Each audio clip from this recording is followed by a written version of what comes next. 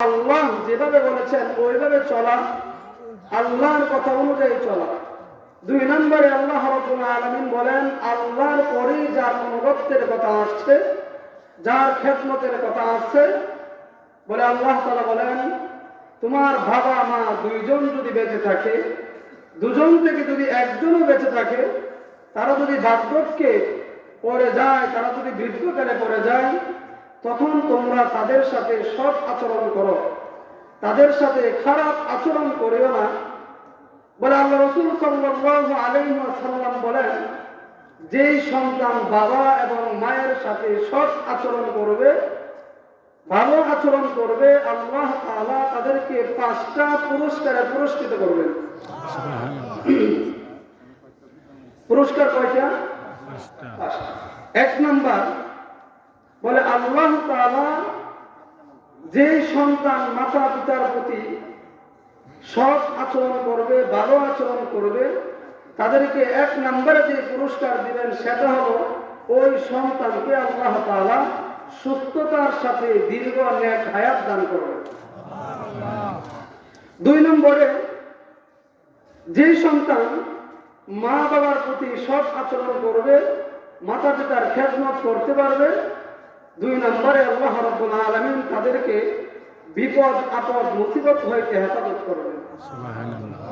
3 নম্বর ওই রকম সন্তানগুলিকে আল্লাহ তাআলা ইজ্জত দান করবেন, দুনিয়াতে সম্মান দান করবেন। কারণ আমরা জানি কত আইজ্জু মান তাশা ওয়া তুযিল্লু মান তাশা, ইজ্জত দেওয়ার মালিক এবং বেইজ্জতি দেওয়ার মালিক, সম্মান দেওয়ার মালিক, অসম্মানের মালিক একজনই আছেন, উনি কে? আল্লাহ। বলে 4 নম্বর লক্ষ টাকার মালিক, কোটি টাকার মালিক, কিন্তু তার ও এই মনের আশাটা পূরণ হয় না। বলে মনের আশাটা কি? মক্কা মদিনায় যাইতে পারে না। বলে যে সন্তান মাতা পিতার সাথে সৎ আচরণ করবে, আল্লাহ তাআলা তাদেরকে নবীর দিদার এবং বাইতুল্লাহর জিয়ারত নসিব করায়। 5 নম্বর সবচাইতে বড় যে বিষয়, মৃত্যুর যন্ত্রণা খুব কঠিন, মৃত্যুর যন্ত্রণা খুবই কঠিন। বলে যে সন্তান মাতা পিতার সাথে সৎ আচরণ করবে, 5 নম্বরে আল্লাহ তাদেরকে যে পুরস্কারে পুরস্কৃত করবেন, ওই পুরস্কারটা হলো, বলে ওই সন্তান মৃত্যুর সময় কোন শয়তানের চেহারা দেখবে না। বলে ওই সন্তানের চোখের সামনে আল্লাহ মুহাম্মদুর রাসূলুল্লাহ সাল্লাল্লাহু আলাইহি ওয়াসাল্লামের চেহারা বাসিয়ে দিবেন এবং মৃত্যুর সময় তাকে কালিমা নসিব করাবেন। বলে যার কালিমা হয়ে যাবে মৃত্যুর সময়, আল্লাহ রাসূল বলেন, মান ক্বালা লা ইলাহা ইল্লাল্লাহু ফাদাখালাল জান্নাহ, যে মৃত্যুর সময় কালিমা পাঠ করবে, আল্লাহ তাকে মৃত্যুর সাথে সাথে জান্নাত দান করবে। সুবহানাল্লাহ। ওই জান্নাতে যেতে চান তো ইনশাআল্লাহ?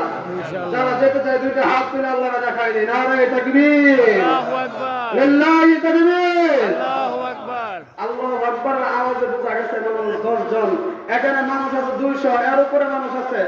এত মানুষগুলো যদি আল্লাহু আকবারের আওয়াজ এত ছোট হয় তাহলে হবে না। আসুন আমরা সকলেই মিলে আলোচনা শুরু করার আগে একটু মাহফিলের মঞ্চটারে গুছিয়ে নেই। এই জন্য আবার 2টা হাত তুলে আল্লাহর নামে, আল্লাহর পবিত্রতা বর্ণনা করতে গিয়া একবার জুড়ে একটি স্লোগান দিব, নারায়ে তাকবীর, আল্লাহু আকবার। এলাকার নাম তো জামালপুর না? এই যে আজকে মাহফিলটা হয়েছে, আপনারা খুশি না বেজা? খুশি। শোনো শোনো জামালপুরবাসী, শোনো দিয়া মন, শোনো শোনো জামালপুরবাসী, শোনো দিয়া মন, ভালো লাগলো আপনাদের ওই মাহফিল আয়োজন, হাইরে ভালো লাগলো আপনাদের ওই মাহফিল আয়োজন। ভালো লাগছে? শোনো শোনো জামালপুরবাসী, শোনো শোনো জামালপুরবাসী, শোনো দিয়া মন, ভালো লাগলো আপনাদের ওই মাহফিল আয়োজন, হাইরে ভালো লাগলো আপনাদের ওই মাহফিল আয়োজন। আজকের এই মাহফিলে মুসলমান সবাই, নো মিলির নো বিএনপি নো চরমনাই। কথা ঠিক কিনা? আরে ভাই, আওয়ামী লীগ পুদিনা বিএনপি চরমনাই, সুন্নি ওয়াহাবি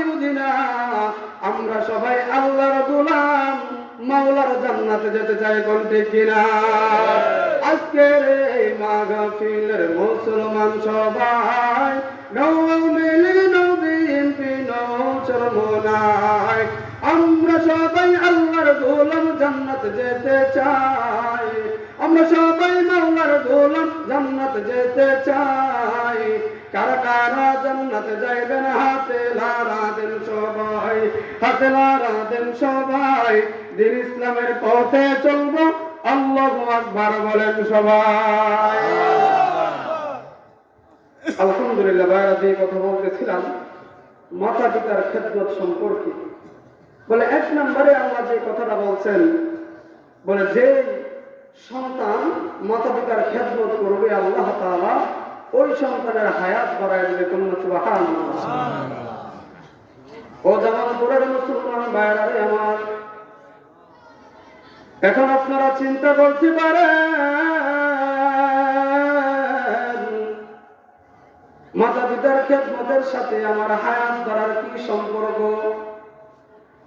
এই মুসলমান ভাইরা আমার, একটা মার গর্ভে যখন সন্তান হয়, সন্তান হওয়ার পরে মার বাড়িতে যখন মামারা আসে, নানারা আসে, মিষ্টি নিয়ে আসে, উপহার নিয়ে আসে, এই জিনিস নিয়ে আসে, ওই জিনিস নিয়ে আসে, ওই সময় কিন্তু আমার জনম দুঃখিনী মা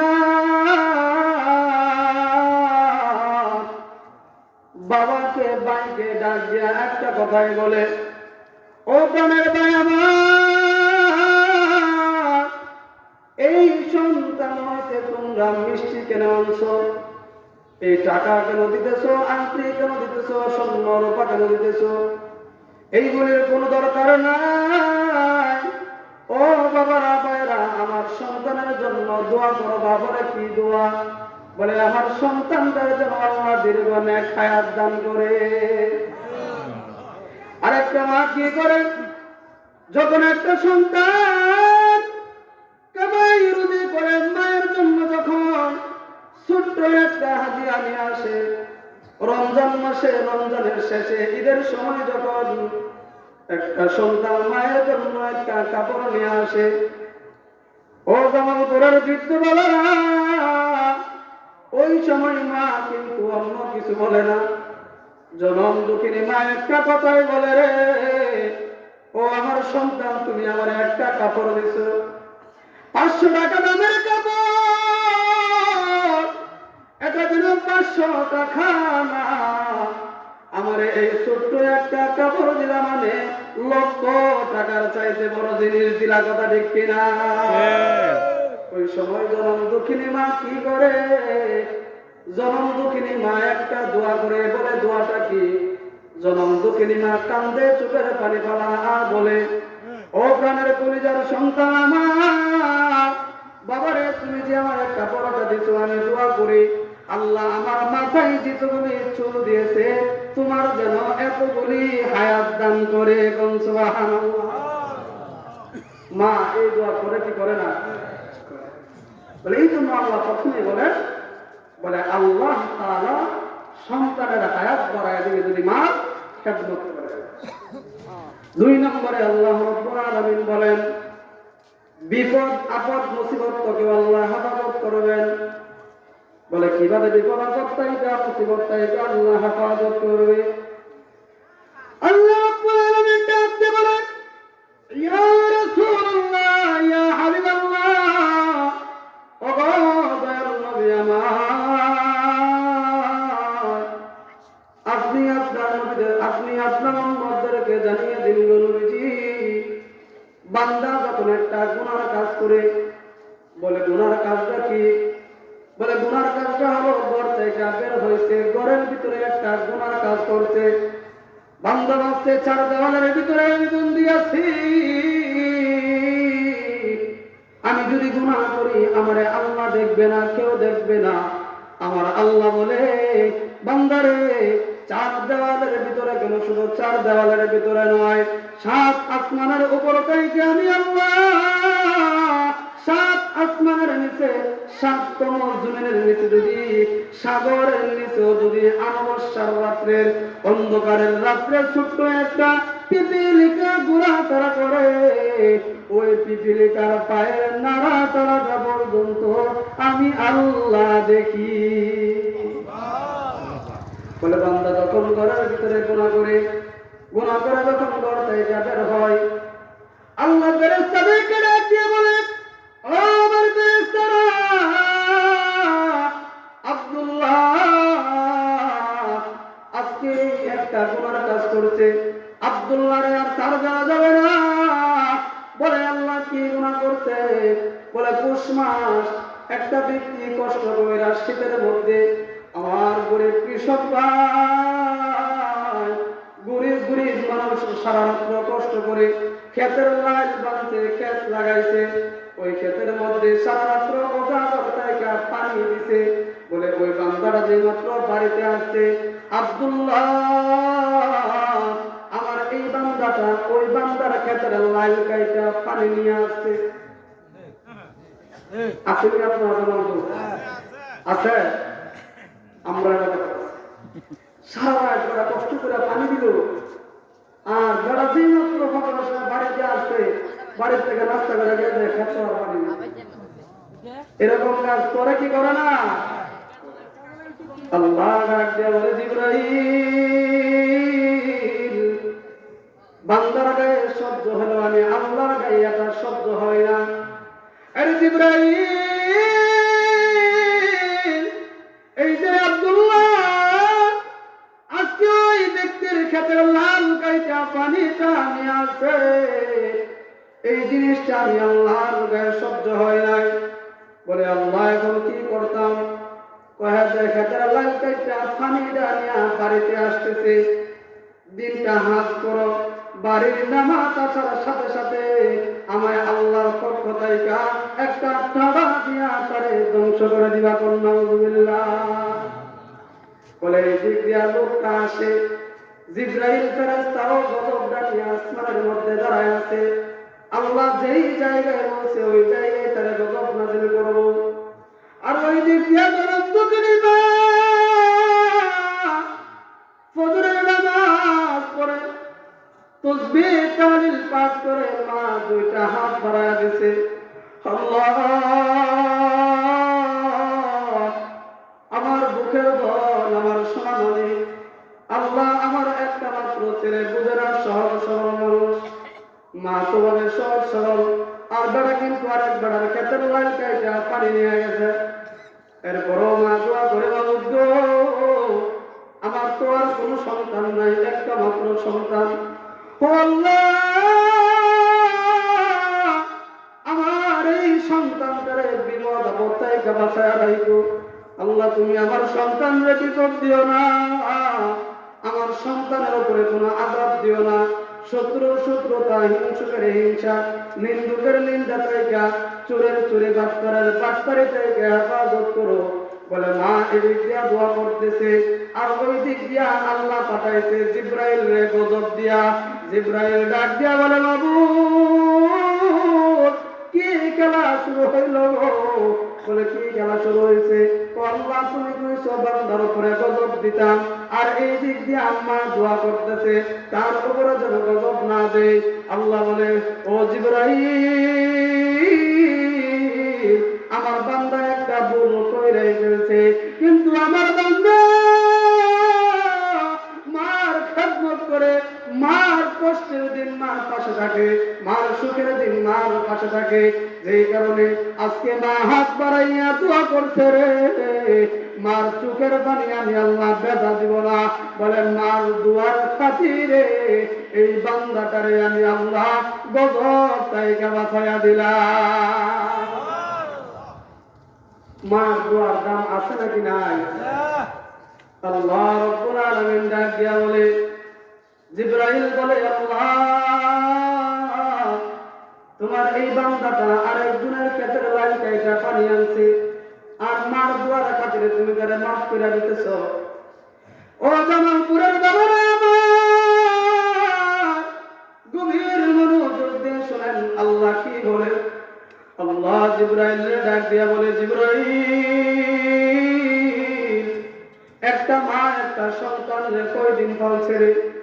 একটা একটা মা 10 মাস 10 দিন বুকের ভিতরে লালন পালন করে 2 বছর বুকের দুধ খাওয়াইয়া 10 মাস 10 দিন গর্ভের মধ্যে রাখা যদি মার এত মায়া লাগতে পারে,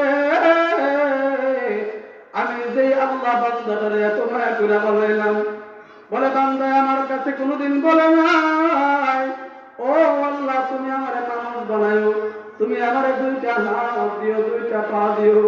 বলে বান্দা না বলার পরেও আমি আল্লাহ বান্দাটার প্রেমে মইরা বান্দাকে ভালোবাসা 2টা হাত দিলাম 2টা পা দিলাম 2টা চক্ষু দিলাম। বলে আমি আল্লাহ এত সুন্দর একটা দেহ দিয়া বুড়ি দিয়া বান্দাটারে বানাইলাম, বলে যে মার এত মায়া লাগতে পারে আমি আল্লাহর কি মায়া হইতে পারে না রে? বলে মার চাইতে তো আমি আল্লাহর মায়াটা কম না। বলে মা যদি বান্দার জন্য দোয়া করতে পারে আমি আল্লাহ বলতেছি যে বান্দা গুনার কাজ করবে, বলে বান্দা বুঝে না, বলে বান্দা যদি 60 বছর 70 বছর গুনার কাজ করে নামাজ পড়ে না, ফজরের সময় আমি আল্লাহ ডাকি নামাজে আসো, কিন্তু বান্দা নামাজে আসে না। জোহরের সময় ডাকি নামাজে আসো, বান্দা নামাজে আসে না। আসরের সময় ডাকি নামাজে আসো, আসে না। একদিন 2 দিন নামাজে আসে না, 1 সপ্তাহ 2 সপ্তাহ নামাজে আসে না, 1 বছর 2 বছর নামাজে আসে না। বলে বান্দা যখন 60 বছরের বৃদ্ধ হয়ে যায়, একদিন মাহফিলের মধ্যে গিয়া আমি আল্লাহর কথা বলি শুনি না, একটু ভয় ঢুকছে। ভয় ঢোকার পরে যদি ফজরের নামাজের আগে নামাজের বিছানায় বসে 2টা হাত তুলে আমি আল্লাহর ডাক দিই, রব্বে কারীম আল্লাহ আমি তো বুঝি নাই, আল্লাহ আমি গুনাহ করে ফেলছি, আল্লাহ আমি তো জানি না, ও আল্লাহ আমি ভুল কইরা ফেলছি, আল্লাহ তোমার কাছে মাফ চাই দয়া চাই। আল্লাহ বলে আমার বান্দা আমি আল্লাহর কাছে মাফ চাইতে দেরি হবে, চোখের ডগা থেকে পানিটা নাকের ডগায় আসতে দেরি হবে, কিন্তু আমি আল্লাহ ওই বান্দার তামাম জিন্দেগানির গুনাহগুলি মাফ করতে দেরি করব না। আল্লাহর দয়ার শুরু আছে কোনো শেষ নেই। এই জন্য ভাইরা বলে মার খেদমত করলে, মা বাবার খেদমত করলে 2 নাম্বার যে জিনিসটা পাওয়া যাবে ওই জিনিসটা হলো আল্লাহ তাআলা বিপদ আপদ মুসিবত থেকে হেফাজত করবে। কন্যা সুবহানাল্লাহ। এই জন্য কবি বলেন মায়ের দোয়া লও হে মুমিন মায়ের দোয়া লও, মায়ের দোয়া লও হে মুমিন মায়ের দোয়া লও, বিপদে পড়বে না তুমি যেথায় যখন যাও, বিপদে পড়বে না তুমি যেথায় যখন যাও, মায়ের দোয়া লও হে মুমিন মায়ের দোয়া লও, মায়ের দোয়া লও হে মুমিন মায়ের দোয়া লও। এই জন্য জামালপুরের বাইরে আমার মার দোয়া বড় কঠিন। বলে কেমন কঠিন? বলে হাকিম মুহাম্মদ আখতার সাহেব রহমতুল্লাহি আলাইহি, আরে জামালপুরের বাবারা ও ভাইরা মা বাবারে কষ্ট দিও না। বলে মা বাবারে কষ্ট দিলে কি হয়? একটা বাস্তব ঘটনা শুনে যান। বলে মা বাবারে কষ্ট দিলে কি হয়? বলে আল্লাহ বলে বান্দা যতই ইবাদত করুক না কেন, বান্দা যত বড় ওলি হোক না কেন, বলে মার কোলে যায় যদি আঘাত দে, বাবারে যদি কষ্ট দে আর মায়ের যদি কষ্ট দে, বলে ওই বান্দা নামাজ পড়তে পড়তে কপাল গাও করতে পারবে কিন্তু আল্লাহর সন্তুষ্টি পাবে না। নাউযুবিল্লাহ। বলে হাকিম মুহাম্মদ আখতার সাহেব রহমাতুল্লাহি আলাইহি ওনার কিতাবের মধ্যে লেখেন, আখতার হুজুর যখন মসজিদের মধ্যে নামাজ পড়েন, 1 দিন 2 দিন 3 দিন এইভাবে অনেক দিন যাবত দেখে একটা যুবক ছেলে মসজিদের মধ্যে এসে নামাজ পড়ে, কিন্তু যুবক ছেলের হাতের মধ্যে একটা পট্টি বাঁধা থাকে, একটা কাপড় দিয়ে হাতটা বাইরে রাখে। আখতার সাহেব একদিন ডাক দিয়ে জিজ্ঞাসা করলেন, ও আমার যুবক ভাই, 1 দিন 2 দিন দীর্ঘদিন ধরে খেয়াল করতেছি তোমার হাতের মধ্যে পট্টিটা যেন কি বাঁধা থাকে, এটা কি? হাকিম মুহাম্মদ আখতার সাহেব জিজ্ঞেস করার পরে লোকটা বলে না, বলে না না বলতে পারবো না। বলে না, কি কাজ হয়েছে তুমি বলো। এবার যুবক ভাই ডাক দিয়া বলে, চোখের পানি বাড়াইয়া কান্দে আর বলে, হুজুর এটা বড় একটা মর্মান্তিক কাহিনী। বলে কি কাহিনী? বলে আমি আমার মার একমাত্র সন্তান, আমি একটা মেয়ের সাথে প্রীতি কইরা মেয়েটার পছন্দ কইরা বিয়ে করছি, কিন্তু আমার মা এই মেয়েটার সাথে মিশে না, মেয়েটাও আমার মার সাথে মিশে না। বলে একদিন, দুই দিন, 1 মাস, 2 মাস, এইভাবে 7 মাস পার হয়ে গেল, তারা একজন আরেকজনের সাথে মিশে না। একদিন হুজুর গভীর রাত্রিতে আমি যখন বাড়িতে আসলাম, আমার স্ত্রী আমার ডাক দিয়া বলে, আমি আর তোমার সঙ্গে থাকবো না। বলে কেন থাকবো না? বলে হয়তো তোমার মা থাকবে, নয়তো আমি থাকবো। বলে কেন? তো তোমার মা আমার সাথে খারাপ আচরণ করে। বলে এমনিতেই মা আসছে, মানে জিজ্ঞাসা করলাম, ও মা তুমি কেন খারাপ ব্যবহার করো? 1 কথা 2 কথা বলতে বলতে বলে মার সাথে আমার একটা ঝগড়া বাইধা গেল। বলে ঝগড়া বাঁধার পরে হুজুর আমি আমার এই হাতটা দিয়া মার গালে একটা থাপ্পড় মারছি। কন্যা নাউজুবিল্লাহ। যুবকটা এবার কান্দে আর বলে, মার গালে যখন একটা থাপ্পড় মারলাম, আমার মা কিছু বলে না। আমার মা 2টা চোখের পানি বাড়াইয়া কান্দে আর আমারে বলে, ও বাবা তোরা এত আদর কইরা মানুষ করছি, তোরা 10 মাস 10 দিন আমার গর্ভের মধ্যে রাখছি। বলে একটা মা গর্ভে সন্তান রাইখাতে কত কষ্ট করে, মা তারা দ্বিতীয় আর কেউ বুঝবে না।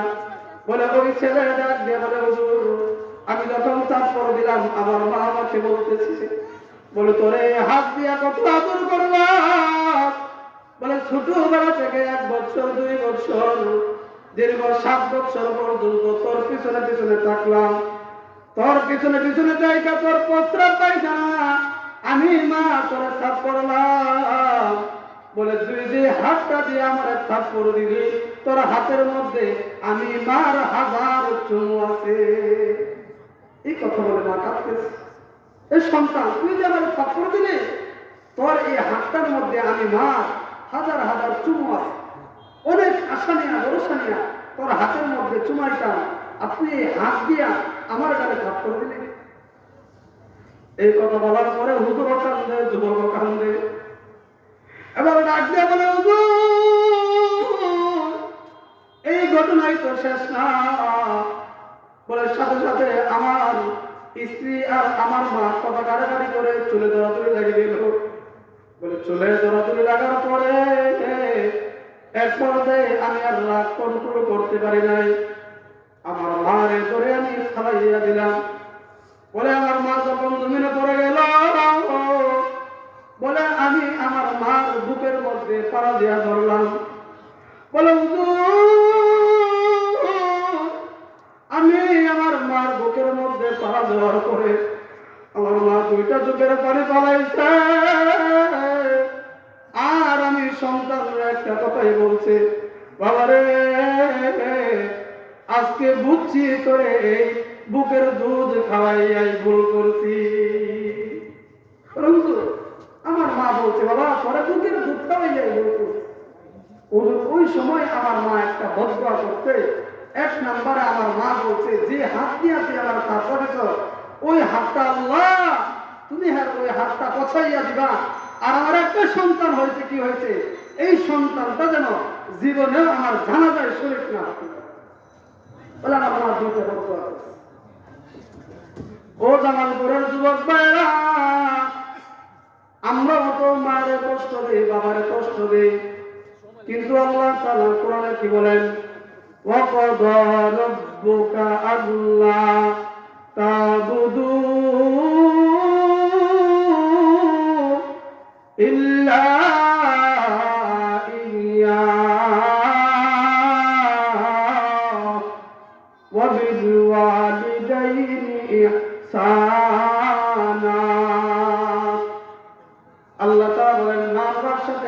আচরণ করো। এমনকি আল্লাহ আরেক আয়াতে বলতেছে ফালা তাকুল্লাহুমা উফ, আল্লাহ উফ শব্দ ব্যবহার করতে যে মা বাবার প্রতি তোমরা উফ শব্দটা বলা পর্যন্ত করো না। এটা জামালপুরের কারণে আমার একটা মা একটা সন্তান জন্ম দিতে গিয়া কত কষ্ট করে জানি। বলে যুবক ভাই, তুমি যদি মার কষ্ট না বুঝতে পারো, ও জামালপুরের যুবক ভাইরা, তোমাদেরকে বলবো তোমরা যদি মার কষ্ট বুঝতে চাও, বেশি না তোমরা 5 কেজি ওজনের একটা পাথর নিবা। 5 কেজি ওজনের একটা পাথর পেটের মধ্যে বাইধা তুমি বেশি না 10 মাস লাগবে না, 10 দিনও লাগবে না, 10 ঘন্টা তুমি তাইকো পেটের মধ্যে একটা পাথর বাইদা তুমি 10 ঘন্টা তাইকা দেখো আমার মা তোমার মা তোমারে আমার পেটে নিয়ে কত কষ্ট করছে। বলে মা সারাদিন মুখের রুচি নাই, কিছু খাইতে পারে না, রাত্রের গভীর রজনীতে আপনার মা আমার মা চিন্তা করলো 2 লা ভাত খাবে। অল্প ভাত নিয়ে যখন বসছে এই মুহূর্তে আপনি আমি মার পেটের মধ্যে লাথি মারছি। বলে মা ডাক দিয়া বলে রে ও সন্তান, আমার পেটে মনে হয় আর খাবার যাবে না, সারাদিন উপবাস থাইকা রাত্রের বেলায় ভাত দিলাম, অল্প কিছু ভাত খাবো, কিন্তু তুই আর খাইতে দিলি না। মা রাত্রের বেলায় না খাইয়া দিয়া ঘুমাইয়া থাকে। সারাদিন বাড়ির সবাই খাইছে, মা কিন্তু খাই নাই। মা যখন খাইয়া ঘুমা না খাইয়া ঘুমাই করে রাত্রে এক খাইতে ঘুমাইছে। হঠাৎ আমি মার পেটের মধ্যে একটা লাথি মারলাম। বলে মার ডান কাতে ঘুমাইতে পারে নাই, মা এবার বাম কাতে আসছে, বাম কাতেও শান্তি নাই। মা এবার চিত হয়ে শুয়ে থাকে, হাঁটে বসে, ঘুমের মধ্যে মার শান্তি নাই। বলে 10 মাস যখন পার হয়ে যায়, 7 থেকে 8 মাস যাওয়ার পরে একটা মা কত কষ্ট করে বাইরে আমার। বলে মা নতুন নতুন সন্তান জন্ম দিবে, মার ভিতরে একটা ভয় কাজ করে, না জানে কি হয়, না জানে কত কষ্ট হয়। এই জন্য মা স্বামীর বাড়ি থেকে বাবার বাড়িতে চলে আসে। বলে ও যুবক ভাইরা, তোমরা দেখছো কিনা জানি না, কিন্তু আমি এমন ঘটনা দেখছি, নতুন নতুন যখন স্বামীর বাড়ি থেকে বাবার বাড়িতে আসে, বলে ওই মহিলাটা চিন্তা করে সন্তান জন্ম দিতে গিয়া বাঁচবো নাকি মরবো আমি তো জানি না। বলে এই জন্য ওই স্ত্রীটা কি করে শ্বশুরের কাছে যায়, শ্বশুরের পায়ে ধরে, শাশুড়ের কাছে গিয়া শাশুড়ের পায়ে ধরে, শ্বশুর বাড়ির আত্মীয় স্বজনের পায়ে ধরে, আর একটা কথা বলে আর চিৎকার দিয়া কান্না করে বলে ও প্রাণের শ্বশুর, ও আমার শাশুড়ি আম্মা, আমি ছোট্ট মানুষ জানি না, কিছুদিন পরে আপনার নাতি জন্ম করবে, আপনার নাতির জন্ম দিতে গিয়া আমি বাঁচি নাকি মরি এটা আমার জানা নাই। আপনার ঘরে যখন আমি বধূ হয়ে আসলাম, আপনার সাথে কথা বলতে গিয়া অনেক সময় বিয়াদবি করে ফেলছি। শাশুড়ির কাছে কথা বলি বলে, শ্বশুরের কাছে বলে আপনার ছেলে বধূ হিসাবে খেদমত করতে পারে নাই, ভুল করছি, বিয়াদবি করছি, আমার মাফ করে দিবেন। শ্বশুর শাশুড়ির জায়গা শেষ বিদায়টা মা আমি আসে। বলে কেন রে? বলে মার ভিতরে একটাই চিন্তা করে, এই সন্তান জন্ম দিতে গিয়া বাঁচবো নাকি মরবো জানা নাই। বলে শ্বশুর বাড়ি থেকে যখন বাবার বাড়িতে চলে আসলো, দিন যায় রাত আসে, রাত যায় দিন আসে, যখন ঘন ঘন একবারের জন্ম গ্রহণ করবে দিন কাছাই নিয়ে আসছে। এবার ডাক্তার বলছে হাসপাতালে নিয়ে যেতে হবে। হাসপাতালে যাওয়ার আগে ওই আদরের কন্যাটা বাবার পায়ে ধরে কান্দে, ডাক দিয়া বলে প্রাণের আব্বা, একদিন নয় 2 দিন নয়, ছোট থেকে আমাদেরকে মানুষ করলেন, বিবাহ দিলেন, বিবাহের পরেও আমাদেরকে আদর করলেন, যত্ন করলেন, কিন্তু আজকে আমার পেটে আমার সন্তান, বাবা গো জানি না এই সন্তান জন্ম দিতে গিয়া বাঁচি নাকি মরি এই কথাটা বলা যায় না। আরে জামালপুরের বাবারা, বাবাও কান্দে, বাবার মেয়েও কান্দে, বলে তোমারে আমার জন্ম দিতে গিয়ে এমন কষ্ট করতে। কান্না কাটে করে সকলের কাছ থেকে গাফিদাই নিয়ে মা চলে গেলেন হাসপাতালে। হাসপাতালের ডাক্তার বললেন সিজার করতে হবে। সিজার করার সময় ও টিভির ভিতরে যখন নিয়ে যায়, নিয়ে যাওয়ার পরে ডাক্তার একটা সাদা খাতার মধ্যে সাইন দাও। বলে কিসের সাইন? বলে সাইন দাও। বলে কি সাইন? বলে যদি বাচ্চা বাঁচাইতে চাই মা বাঁচানো সম্ভব হবে না, আর যদি মাকে বাঁচাই বাচ্চা বাঁচাতে সম্ভব হবে না। স্বামীর কাছে জিজ্ঞেস করে আমি কি করব, আপনার স্ত্রীকে বাঁচাবো না সন্তানকে বাঁচাবো? স্বামী জবাব দেয় সন্তান মারা গেলে একটার করে আল্লাহ দিলে আরেকটা সন্তান পাবো, আমার স্ত্রীকে বাঁচাও। বলে বাবারে জিজ্ঞেস করে, বাবা বলে আমার মাকে বাঁচাও, মেয়েকে বাঁচাও। মা বলে আমার মেয়েকে বাঁচাও। সর্বশেষ ওই যে মহিলার গর্ভে সন্তান, এই মহিলা সকলের ডাক দিয়ে বলে আপনাদের আত্মীয় তোমরা কি বলতেছ না? আমার দুঃখের দর, আমার সোনামণি, যে বাচ্চা আমি 10 মাস 10 দিন গর্ভে রাখছি, আমার আর বাঁচার ইচ্ছে নাই। আমি যদি মরে যাই আমার কোনো আফসোস নাই। ও ডাক্তার, তোমাদেরকে একটা কথাই বলি, আমার মাইরা হলেও আমার বাচ্চা জীবিত রাখো। কন্যা সুবহানাল্লাহ। মা যে কষ্ট